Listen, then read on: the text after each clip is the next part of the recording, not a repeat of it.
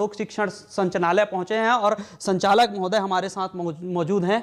Sir, हम आपसे सबसे पहले सवाल यही है कि अब तक आप लोग कितने प्रतिशत भर्ती कर पाए हैं, कितने लोगों को उनका हक दिला पाए हैं?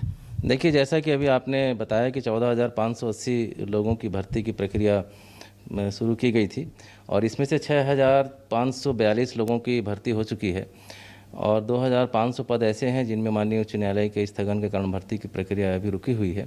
जैसे ही स्थगन समाप्त होगा भर्ती की प्रक्रिया चालू की जाएगी। शेष 4,000 पद जो पद बच रहे हैं उनकी भर्ती की प्रक्रिया हमारे दूसरे चरण की हो चुकी है।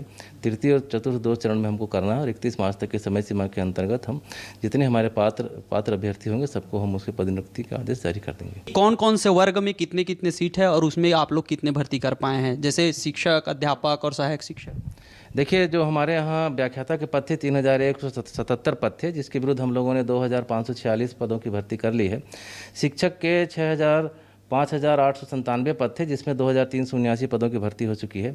सहायक शिक्षक के 5,506 पद थे, जिसमें 1,615 पदों की भर्ती हो चुकी है। कोर्ट स्टे की बात करें, जैसे कि आपने संख्या बताई कि इतने संख्या में जो है कोर्ट का स्टे है, तो बाकी जो अन्य जैसे कि अध्यापक की बात करें तो उसमें भर्ती नहीं होने के पीछे का क्या कारण है?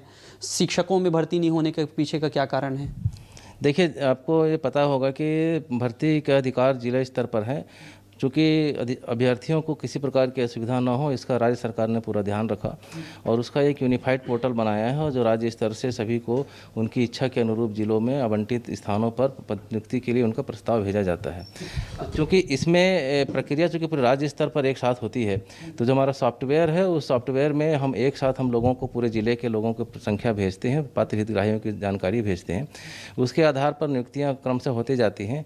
जो व्यक्ति अपात्र होते हैं या जो व्यक्ति किसी कारण से काउंसलिंग में उपस्थित नहीं होते या जो पद लेना नहीं चाहते, उनके बाद हम उनके स्थान पर दूसरे पदों को आमंत्रित करते हैं।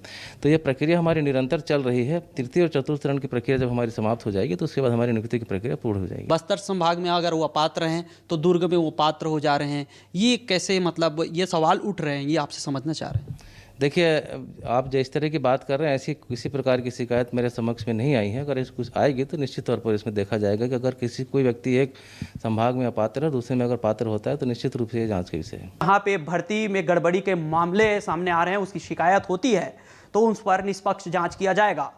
कैमरामैन चोलाराम के साथ सत्या राजपूत, न्यूज़ 24 रायपुर।